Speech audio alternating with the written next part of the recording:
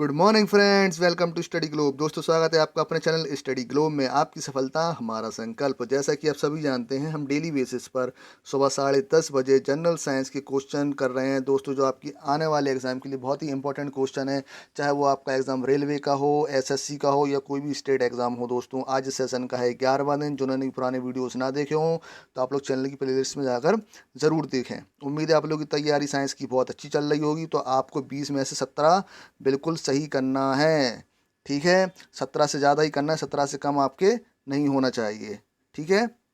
और दोस्तों, सुबह 6:30 बजे रीजनिंग की क्लास चलती है, तो वो भी आप लोग जरूर सेशन अटेंड करें। 10:30 बजे आपकी जनरल साइंस की होती है और 8:30 बजे आपकी जीके के एमसीक्यूज करते हैं, तो वो भी आप लोग देखना ना भूलें। ठीक है, चलिए बिना देरी करे आज का सेशन हम शुरू करते हैं।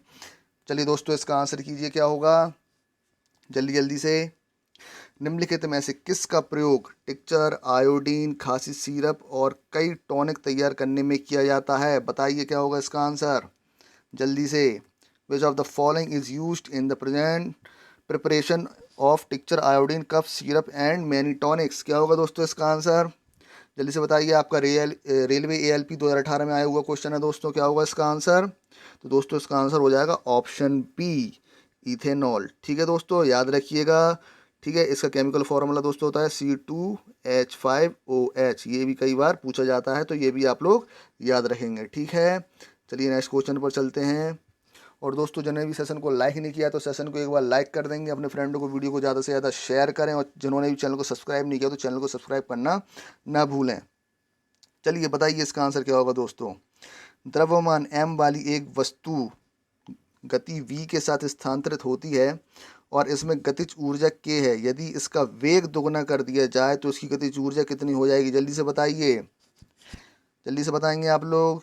यदि कोई m द्रव्यमान की बॉडी है, v वेग से गति कर रही है, अगर इसका वेग हम दोगुना कर देंगे तो गतिज ऊर्जा में क्या परिवर्तन आएगा? जल्दी से बताएंगे आप लोग क्या होगा इसका आंसर। चलिए देखते हैं क्या होगा। जैसे कि आप जानते हैं, जो गतिज ऊर्जा काइनेटिक एनर्जी होती है, क्या होती है दोस्तों? ½ mv² होती है। ठीक है, फिर उन्होंने क्या किया है, दूसरी बार में गतिज ऊर्जा को क्या कर दिया है? दोगुना कर दिया गया है। ठीक है, अपन भी दोगुना कर देंगे। ठीक है दोस्तों, सॉल्व करने पे क्या आएगा? ½ m, ठीक है, 4v²। ठीक है, क्या हम इसको इस तरीके से लिख सकते हैं दोस्तों? कोई प्रॉब्लम नहीं ना? ठीक है, आप जानते हैं कि ½ mv² की वैल्यू दोस्तों क्या होती है? के। ठीक है, तो आपका आंसर क्या हो जाएगा? 4 की हो जाएगी, यानी आपकी गतिज ऊर्जा क्या हो जाएगी? प्रारंभिक के 4 गुना हो जाएगी। तो ऑप्शन ए आपका सही आंसर होगा। ठीक है, चलिए नेक्स्ट क्वेश्चन पर चलते हैं। चलिए दोस्तों, बताइए इसका आंसर क्या होगा। निम्नलिखित में से किसकी इकाई ऊर्जा की इकाई के समान है? जल्दी से बताएंगे आप लोग। Which of the following is the same as the unit of energy? जल्दी आंसर कीजिए, सिंपल है क्वेश्चन ये। जैसा कि आप सभी जानते हैं, जो वर्क होता है, कार होता है, और एनर्जी होती है, इसकी ऊर्जा दोस्तों सेम होती है। क्या होती है दोस्तों? जूल। ठीक है, याद रखेंगे दोस्तों। ये कैसी राशि है? ये अदिश राशि है। ठीक है, स्केलर है, ये भी आप लोग याद रखेंगे। ठीक है, अच्छा दोस्तों, शक्ति की यूनिट बताइए क्या होगी? जल्दी से बताएंगे आप लोग। क्या होगी दोस्तों? जूल पर सेकंड। ठीक है, या दोस्तों क्या होती है? वाट। ठीक है, ये आप लोग याद रखेंगे। ठीक है, बल की दोस्तों क्या होगी? न्यूटन होगी। और क्या होगी दोस्तों? जल्दी से बताएंगे आप लोग।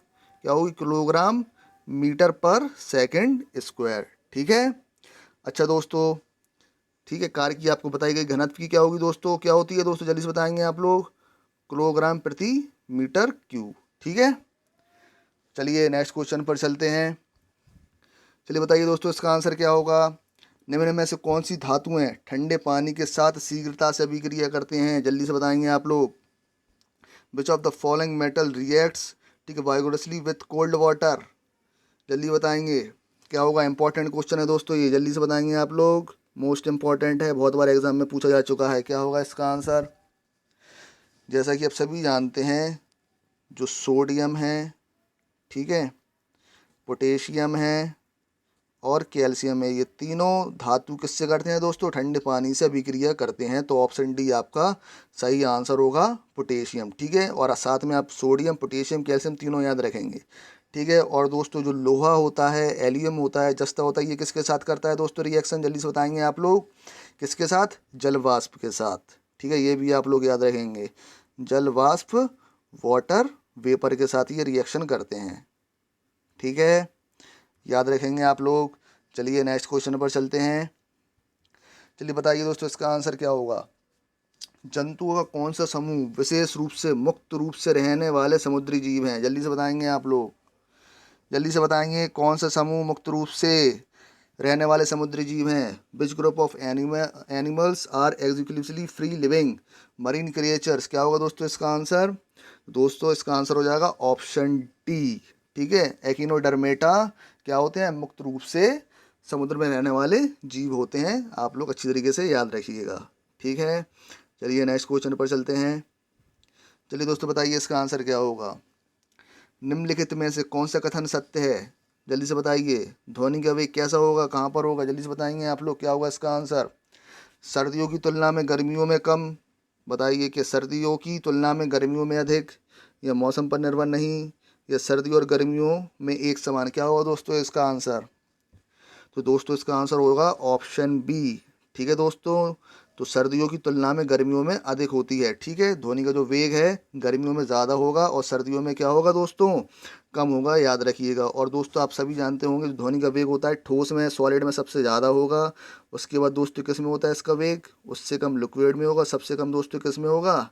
गैस में होगा। तो ये भी आप लोग याद रखेंगे। ठीक है दोस्तों, जो ध्वनि की चाल होती है दोस्तों वायु में दोस्तों कितनी होती है? 332 मीटर पर सेकंड। ठीक है, ये भी आप लोग याद रखेंगे। ठीक है, चलिए नेक्स्ट क्वेश्चन पर चलते हैं। चलिए बताइए दोस्तों इसका आंसर क्या होगा। न्यूलैंड के ऑक्टेव्स के नियम के अनुसार प्रकृति में कितने तत्व मौजूद होते हैं? कई बार मैं आपको बता चुका हूँ।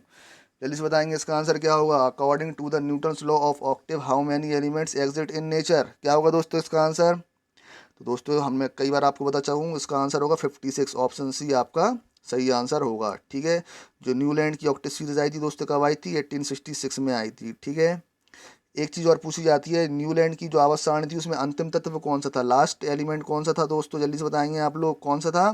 थोरियम था। ठीक है, याद रखेंगे। और पहला दोस्तों कौन सा था? फर्स्ट कौन सा था दोस्तों? हाइड्रोजन था। ठीक है, याद रखेंगे आप लोग। चलिए नेक्स्ट क्वेश्चन पर चलते हैं। चलिए दोस्तों सॉल्व करिए इसको। यदि एक गेंद को 40 मीटर प्रति सेकंड के वेग के साथ ऊपर की ओर फेंका जाता है तो 6 सेकंड के बाद उसका विस्थापन का परिमाण कितना होगा? जल्दी से सॉल्व करेंगे आप लोग, क्या होगा इसका आंसर? आपको हर सेशन में 1 से 2 न्यूमेरिकल ज़रूर देखने को मिलेंगे, तो पेन पेपर आप लोग लेके बैठा करें दोस्तों, क्योंकि खासकर न्यूमेरिकल्स में काफ़ी बच्चों को प्रॉब्लम्स होती है, इसलिए मैं हर सेशन में 1 से 2 न्यूमेरिकल ज़रूर डालता हूँ। चलिए दोस्तों बताइए क्या होगा आपका। रेलवे ग्रुप डी 2018 में पूछा गया क्वेश्चन है दोस्तों ये। तो जैसे कि आप देख पा रहे हैं दोस्तों, इसका प्रारंभिक वेग इनिशियल वेलोसिटी दोस्तों कितनी है? 40 मीटर पर सेकंड। ठीक, ये हमको दी गई है मीटर पर सेकंड। और दोस्तों क्या दिया गया है? टाइम दिया गया है अपन को, क्या दोस्तों? 6 सेकंड। ठीक है, और दोस्तों आपको गुरुत्वीय त्वरण दिया गया है कितना दोस्तों? 10। आपसे क्या पूछा गया है? विस्थापन पूछा गया है। ठीक है, चलिए तो अपन जानते हैं गति का दूसरा समीकरण से इसको सॉल्व करते हैं दोस्तों। क्या होता है? S is equal to u t plus half a t square. ठीक है दोस्तों, चलिए सॉल्व करते हैं। अपन को प्रारंभिक वेग दोस्तों कितना दिया गया है? 40 दिया गया है। ठीक, और टी आपको समय कितना दिया है दोस्तों? 6। दोस्तों एक बात याद रखिए, यदि कोई भी चीज़ या कोई भी पिंड ऊपर की ओर फेंका जाता है तो अपन जी की वैल्यू, यानी कि जो जी होता है इसकी वैल्यू क्या लेंगे दोस्तों? नेगेटिव में लेंगे, ध्यान रखिए। और जब कोई वस्तु ऊपर से नीचे आती है तो जी की वैल्यू क्या हो जाएगी दोस्तों? पॉजिटिव हो जाएगी। ठीक है, तो हाफ जी की वैल्यू आपको कितनी दी गई है दोस्तों? 10। ठीक है, टी आपका 36। इसको सॉल्व करेंगे दोस्तों, जल्दी जल्दी सॉल्व करें आप लोग, क्या होगा इसका आंसर? जल्दी से सॉल्व करिए, क्या होगा इसका आंसर? तो दोस्तों कितना हो जाएगा? ये 240 ये हो जाएगा। और दोस्तों ये कितना हो जाएगा? 180। ठीक है, सब्ट्रैक्ट करेंगे दोस्तों, क्या हो जाएगा? 60। ठीक है, तो 60 मीटर आपका क्या होगा दोस्तों? विस्थापन होगा। ऑप्शन ए आपका सही आंसर होगा। ठीक है, चलिए नेक्स्ट क्वेश्चन पर चलते हैं। चलिए दोस्तों बताइए इसका आंसर क्या होगा। निम्नलिखित में से कौन सा ऊर्ध्वपातन कर सकता है? जल्दी से बताएंगे आप लोग। Which of the following can undergo sublimation? क्या होगा दोस्तों इसका आंसर? जल्दी जल्दी सॉल्व करेंगे आप लोग। जैसा कि आप सभी जानते होंगे जो ऊर्ध्वपातन होता है, सब्लिमेशन होता है, कैसी प्रक्रिया होती है दोस्तों? जो ठोस होता है इसमें सॉलिड होता है वो बिना लिक्विड में चेंज किए दोस्तों किस में ट्रांसफर हो जाए? सीधा गैस में, उस प्रोसेस को दोस्तों क्या बोलते हैं, ऊर्ध्वपातन सब्लिमेशन बोलते हैं। तो दोस्तों क्या होगा इसमें आंसर, तो दोस्तों इसका आंसर होगा अमोनियम क्लोराइड। ठीक है, तो ऑप्शन डी आपका सही आंसर होगा। ठीक है, याद रखिएगा। अमोनियम क्लोराइड के अलावा दोस्तों क्या हो सकता है, और जल्दी से बताएंगे आप लोग। एंथ्रासाइड भी क्या होता है दोस्तों, ऊर्ध्वपातन की प्रोसेस करता है। ठीक है, एंथ्रासाइड, ये भी आप लोग याद रखेंगे दोस्तों। इसका एग्जाम्पल एक नेफ्थलीन भी है, वो भी आप लोग याद रखेंगे, नेफ्थलीन। ठीक है, दोनों आप पॉइंट याद रखेंगे ये। चलिए नेक्स्ट क्वेश्चन पर चलते हैं। उम्मीद है आपको सेशन पसंद आ रहा होगा दोस्तों। चलिए दोस्तों बताइए इसका आंसर क्या होगा। बल की परिभाषा को किस आधार पर व्याख्यात किया जा सकता है दोस्तों, बताइए। On what basic can the definition of force be explained. तो दोस्तों क्या होगा इसका आंसर, तो दोस्तों न्यूटन की गति के दूसरे नियम के द्वारा। ऑप्शन बी आपका क्या होगा दोस्तों, सही आंसर होगा। ठीक है, चलिए नेक्स्ट क्वेश्चन पर चलते हैं। चलिए दोस्तों बताइए इसका आंसर क्या होगा। निम्न में से किस में निम्न प्रतिरोधकता होती है, जल्दी से बताएंगे आप लोग। Which of the following has low resistivity, क्या होगा दोस्तों इसका आंसर, किस में कम प्रतिरोधकता होगी, जल्दी से बताएंगे आप लोग। तो दोस्तों किस में होगी, ऑप्शन डी आपका सही आंसर होगा। नाइक्रोम की क्या होती है दोस्तों, निम्न प्रतिरोधकता होती है। ठीक है, एग्जाम में आपका एक क्वेश्चन और बनता है जो नाइक्रोम है दोस्तों, ये एक अलॉय है आपका मिश्र धातु, जो किन किन से मिलकर बनता है दोस्तों, निकल से मिलकर बनता है, क्रोमियम, और दोस्तों किससे, आयरन से। ठीक है, जिसमें 60% क्या होता है दोस्तों, निकल होता है, लगभग 20% आपका क्रोमियम होता है, और 20% आपका क्या होता है दोस्तों, आयरन होता है। ठीक है, तो नाइक्रोम में दोस्तों आपने देखा होगा हीटर में यूज़ किया जाता है। ठीक है, इलेक्ट्रिक आयरन में यूज़ किया जाता है। ठीक है, ये भी आप लोग याद रखिएगा। चलिए नेक्स्ट क्वेश्चन पर चलते हैं। चलिए दोस्तों बताइए इसका आंसर क्या होगा, सॉल्व करेंगे आप लोग। 5 किलोग्राम की एक वस्तु को 2 मीटर की ऊंचाई तक उठाया जाता है, तो इस प्रक्रिया में कितना कार्य लगेगा, जल्दी बताइए कितना कार्य होगा। सॉल्व करेंगे आप लोग जल्दी जल्दी से, क्या होगा। तो जैसे कि आप सभी जानते हैं जो कार्य होता है, वर्क होता है दोस्तों, क्या होता है, फोर्स इनटू डिस्प्लेसमेंट। ठीक है दोस्तों, और आप सभी जानते हैं फोर्स इक्वल टू क्या होता है दोस्तों, द्रव्यमान गुणे त्वरण। ठीक है, मास इनटू एक्सेलरेशन। ठीक है, तो अपन वैल्यू पुट करते हैं दोस्तों। आपको कितना दिया गया है, मास 5 दिया गया है। ठीक है, आपकी ए की वैल्यू यानी जी की वैल्यू आपको कितनी दी गई है दोस्तों, ये 9.8 है, तो आप 9.8 रख लेंगे, उसमें गलत टाइप है 9.8। ठीक है, और दोस्तों विस्थापन कितना हुआ है दोस्तों, 2 मीटर का। ठीक है, तो आप लोग इसमें मल्टीप्लाई करेंगे तो दोस्तों कितना आ जाएगा, 980, एक नंबर ऑफ पॉइंट, तो 98 जूल आपका क्या होगा दोस्तों, सही आंसर। ऑप्शन सी आपका सही आंसर होगा। ठीक है, चलिए नेक्स्ट क्वेश्चन पर चलते हैं। चलिए दोस्तों बताइए इसका आंसर क्या होगा। डैश एक बहुकोशीय जीव है, जल्दी से बताएंगे आप लोग। Dash is a multi cellular organism, क्या होगा इसका आंसर, जल्दी से करेंगे आप लोग। तो दोस्तों इसका आंसर हो जाएगा ऑप्शन ए। ठीक है, अगेरिकस क्या है दोस्तों, एक बहुकोशिकीय जीव है। ठीक है दोस्तों, और याद रखिएगा हाइड्रा भी दोस्तों कैसा है, एक क्या है आपका, बहुकोशीय जीव है, मल्टी सेलुलर ऑर्गेनिज्म है, तो ये भी आप लोग याद रखेंगे। ठीक है, चलिए नेक्स्ट क्वेश्चन पर चलते हैं दोस्तों। चलिए दोस्तों बताइए इसका आंसर क्या होगा। निम्न में से कौन सा जानवर अपना लिंग बदल सकता है, बताएंगे आप लोग। Which of the following animals can change their sex. ठीक है, आप लोगों के 20 में से कम 17 तो सही होना ही चाहिए। 17+ स्कोर ही करें आप, 17 से कम हो रहा है तो अपनी तैयारी को आप थोड़ा और अच्छा करें, रिवीजन पे ज़्यादा ध्यान दें। क्या होगा दोस्तों इसका आंसर, तो दोस्तों इसका आंसर हो जाएगा ऑप्शन डी, स्नेल। ठीक है दोस्तों, जो स्नेल है अपना लिंग बदल सकता है, याद रखेंगे आप लोग। ठीक है, चलिए नेक्स्ट क्वेश्चन पर चलते हैं। चलिए दोस्तों बताइए इसका आंसर क्या होगा। C4H14 का सूत्र डैश हाइड्रोकार्बन दर्शाता है, जल्दी से बताएंगे आप लोग, क्या होगा। C4H14 किसका सूत्र है दोस्तों, जल्दी से बताएंगे आप लोग, किसका केमिकल फॉर्मूला है, जल्दी से बताएंगे आप लोग किसका है।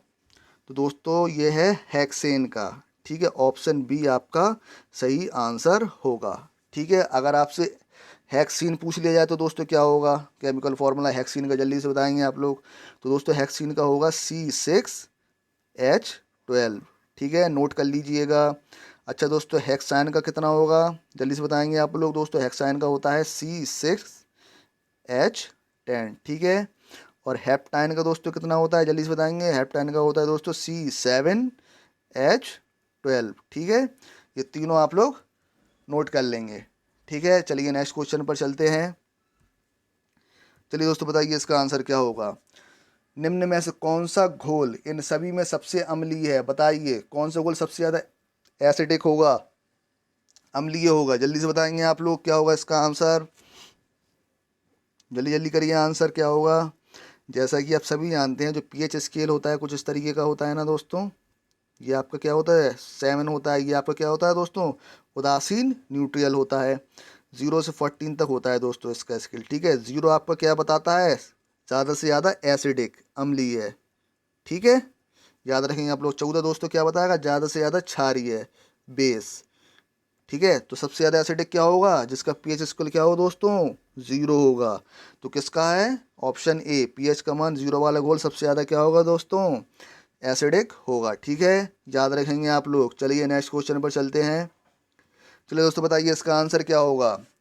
पानी के द्वारा ऊपर की तरफ लगाया गया बल क्या कहलाता है? इजी क्वेश्चन है। What is the upward force extracted by water called? क्या होगा दोस्तों इसका आंसर? जल्दी से बताएंगे आप लोग, क्या होगा? तो दोस्तों इसका आंसर हो जाएगा ऑप्शन सी, उत्प्लावक बल, ठीक है। ये किसने समझाया था दोस्तों? इसकी डेफिनेशन किसने दी थी? आर्किमिडीज ने दी थी। तो ये भी आप लोग याद रखेंगे, ठीक है। आर्किमिडीज ने दी थी, ठीक है। चलिए नेक्स्ट क्वेश्चन पर चलते हैं। चलिए दोस्तों बताइए इसका आंसर क्या होगा? अगर किसी चालक का प्रतिरोध आधा कर दिया जाए तो इसका ऊष्मीय प्रभाव क्या होगा? जल्दी से बताएंगे आप लोग। If the resistance of a conductor is reduced to half its thermal effect will be, क्या होगा? जल्दी से बताएंगे आप लोग।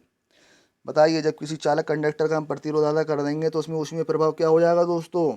तो दोस्तों उसका ऊष्मीय प्रभाव भी दोस्तों कैसा हो जाएगा? आधा हो जाएगा, ठीक है। याद रखिएगा, क्योंकि जो प्रतिरोध होता है दोस्तों ये क्या करता है? करंट फ्लो को रिड्यूस करता है, उसमें बाधा डालता है, ठीक है। जब बाधा ही कम हो जाएगी तो ऊष्मीय प्रभाव भी दोस्तों कैसा होगा? कम होगा, ठीक है। याद रखेंगे आप लोग, ठीक है। जो ऊष्मीय प्रभाव होता है दोस्तों क्या होता है? आई स्क्वायर आर टी, ठीक है। तो जो आपको ऊष्मीय प्रभाव और प्रतिरोध कैसे हो जाएंगे दूसरे एक दूसरे के समानुपाती हो जाएंगे, ठीक है। अगर आपका ऊष्मीय प्रभाव बढ़ेगा तो आपका प्रतिरोध भी बढ़ेगा, अगर आपका प्रतिरोध घटेगा तो आपका ऊष्मीय प्रभाव भी घटेगा, ठीक है। याद रखेंगे आप लोग। चलिए नेक्स्ट क्वेश्चन पर चलते हैं। चलिए दोस्तों बताइए इसका आंसर क्या होगा? अत्यधिक प्रतिरोध वाले चालक को क्या बोलते हैं? जल्दी से बताएंगे आप लोग। A conductor having some appreciable resistance is called ah, क्या होगा दोस्तों इसका आंसर? जल्दी से बताएंगे आप लोग, जल्दी जल्दी करिए। तो दोस्तों क्या होगा? प्रतिरोधक होगा, रेसिस्टर। ऑप्शन सी आपका सही आंसर होगा, ठीक है। जो प्रतिरोधक होता है करंट फ्लो में क्या करता है दोस्तों? रुकावट डालता है, रिड्यूस करता है उसको, ठीक है। याद रखेंगे आप लोग। और जो चालक होता है ये दोस्तों क्या होता है? विद्युत धारा को सुगमता प्रदान करता है, ठीक है। उसमें कोई बाधा नहीं डालेगा, इसमें अच्छी तरीके से आपका क्या होगा? चालक में, कंडक्टर में करंट फ्लो होगा। तो ये भी आप लोग याद रखेंगे, ठीक है। चलिए नेक्स्ट क्वेश्चन पर चलते हैं। चलिए दोस्तों बताइए, आज का लास्ट क्वेश्चन है, इसका आंसर क्या होगा? निम्न धातुओं में से कौन सी धातु आयरन क्लोराइड से लोहे का विस्थापन करती है? जल्दी से बताएंगे आप लोग, क्या होगा इसका answer? Which of the following metal displace iron from iron chloride? जल्दी से बताएंगे इसका आंसर। तो दोस्तों इसको थोड़ा अपन समझ लेते हैं। जैसा कि आप सभी जानते होंगे जो धातु होते हैं दोस्तों, धातु, मेटल, ठीक है। जब दोस्तों धातु के लवण के विलयन के साथ आप रिएक्शन कराएंगे इनकी, ठीक है, धातु के लवण के साथ रिएक्शन इनकी कराएंगे तो दोस्तों ध्यान रखिएगा, जो अधिक क्रियाशील धातु होगा वो कम क्रियाशील धातु को क्या कर देगा दोस्तों? विस्थापित कर देगा, ठीक है, रिप्लेस कर देगा। जैसे कि अपन देखते हैं, क्या दोस्तों क्या दिया है आपको? आयरन क्लोराइड, ठीक है। आयरन क्लोराइड आपको दिया गया है दोस्तों। ये क्या है? एक धातु लवण विलयन है, ठीक है, ठीक है दोस्तों। ये इससे ज़्यादा अभिक्रियाशील कौन सी धातु है इनमें से दोस्तों? बताएंगे आप लोग। आयरन से ज़्यादा अभिक्रियाशील धातु कौन सी है दोस्तों? कौन सी है? जिंक है। तो जिंक आपका सही आंसर होगा, ऑप्शन डी, ठीक है। जब जिंक की हम आयरन क्लोराइड से रिएक्शन कराएंगे तो जिंक इसको क्या कर देगा? रिड्यूस कर देगा। तो क्या बन जाएगा? जिंक क्लोराइड, और आपका आयरन क्या हो जाएगा दोस्तों? विस्थापित हो जाएगा, ठीक है। याद रखेंगे, जो भी अधिक क्रियाशील धातु होती है वो कम क्रियाशील धातु को क्या कर देती है दोस्तों? विस्थापित कर देती है, रिप्लेस कर देती है, ठीक है। जो सीसा, टिन, चांदी दिया गया है आपका, तीनों आयरन से कम अभिक्रियाशील धातु हैं, इसलिए ये रिप्लेस नहीं कर पाएंगी, ठीक है। तो ऑप्शन डी आपका सही आंसर होगा, ठीक है। चलिए, उम्मीद है आप लोगों को सेशन पसंद आया होगा, और इस वीडियो की पीडीएफ पाने के लिए आपको मेरा टेलीग्राम चैनल ज्वाइन करना होगा। टेलीग्राम चैनल का नाम है स्टडी ग्लोब, लिंक आपको नीचे डिस्क्रिप्शन बॉक्स में मिल जाएगा, ठीक है। और जिन्होंने वीडियो को लाइक नहीं किया होगा तो एक बार आप लोग लाइक कर देंगे, वीडियो को ज़्यादा से ज़्यादा शेयर करेंगे और चैनल को सब्सक्राइब ज़रूर करेंगे। ठीक है। और दोस्तों बेल आइकन दबाना ना भूलें नोटिफिकेशन के लिए। ठीक है दोस्तों, जय हिंद, जय भारत, बाय बाय।